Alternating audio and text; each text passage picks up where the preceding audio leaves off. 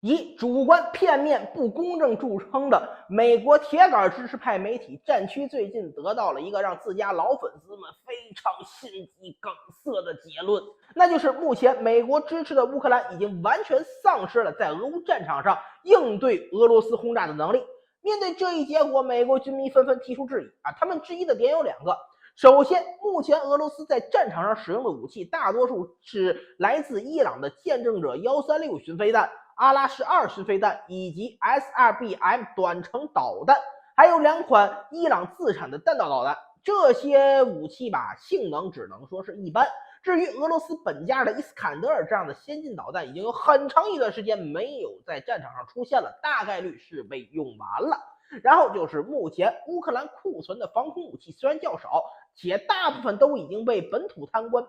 卖给了黑市，换成了绿油油的美钞，但剩下来的这些性能上还是可圈可点的。不管是自己手里的 S300、山毛榉这些苏联老遗产，还是美国提供的爱国者防空导弹，都能有效拦截巡飞弹。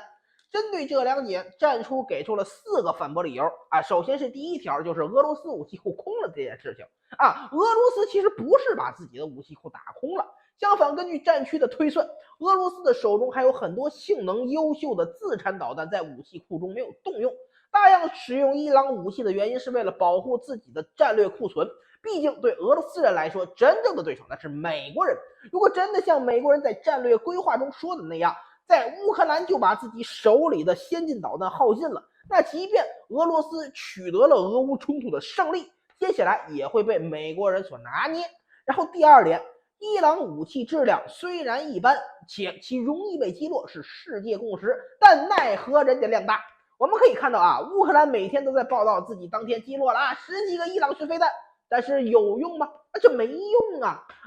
乌克兰还是在天天挨炸。原因就只有一个，巡飞弹太多了。正所谓量大管饱嘛，就算你防空系统一天击落10几个伊朗巡飞弹4、5个伊朗导弹，但我每天发射巡飞弹数量不低于30个甚至40个。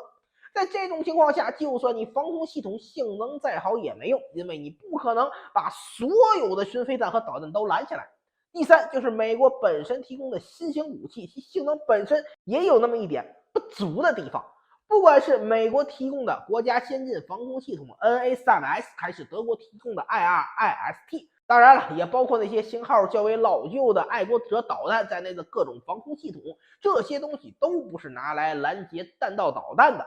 弹道导弹属于是顶级空中目标，拦截窗口小，拦截难度高，除非是爱国者3还能凑合一下，以及美国和德国的新型防空系统能对其造成一定的威胁，其他的废铜烂铁咱就不用提了，根本影响不到俄罗斯的空袭。而不巧的是，目前俄罗斯手中能给乌克兰造成单次大规模毁伤的武器，就是来自伊朗的短程弹道导弹